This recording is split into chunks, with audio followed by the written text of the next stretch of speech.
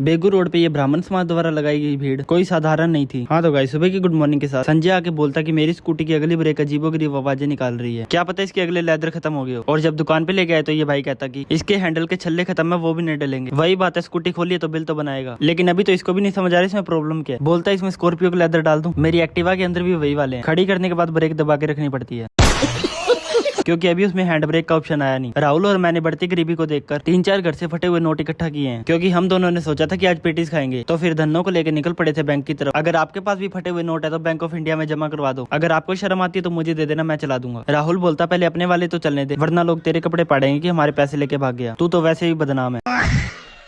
हमको उन नोट के बदले मिले पूरे 60 रुपए। अब इतनी रकम संभालना मुश्किल था तो मैंने सोचा पेटीज पे ही लगा दूं। जैसे कि मैंने आपको पहले बताया था कि मैं दिन ब दिन सरकारी होता जा रहा हूँ, जो आता है मुझे अपने काम के लिए उठा के ले जाता है। तभी मैंने इसको बताया कि पिछले टायर में हवा कम है, फोन की दुनिया से बाहर निकल और इस पे ध्यान दे। और जब अपने काम के लिए जाने लगे तो देखा कि सिरसा में बीजेपी पार्टी की तरफ से डॉक्टर अर्चना गुप्ता जी आ रही है। तभी मैं सोचूं मेरे स्वागत के लिए तो इतनी पुलिस नहीं खड़ी हो सकती। और जब उस भीड़ से निकल कर दुकान पर आए तो ये बोलता तुम ब्रेक का पैडल देखो, मैं भी आया, मिल जाए तो रख लेना वरना घर चले जाना, जब तक मैं पानी भर के लाता हूँ। इस बाइक की गाड़ी भी उस टाइम पे बंद हुई थी जब बीजेपी पार्टी के मेंबर यहाँ से जा रहे थे। कोई मेरी तरह होता तो घबराहट में गाड़ी भी चालू नहीं करता और बोलता धक्का मार के आगे कर दो, मेरी बस की नहीं है। अगला काम था हमारा मकानी गारमेंट से कपड़े लेके आना। तो फिर मैंने अपने लिए लाल टी शर्ट लेकर, भाई कहता कि तुम्हारे 450 रुपए हो गए। मुझे यकीन नहीं हो रहा था इतने सस्ते कैसे। तभी अंदर से आवाज आई गरीबों के लिए ऑफर है।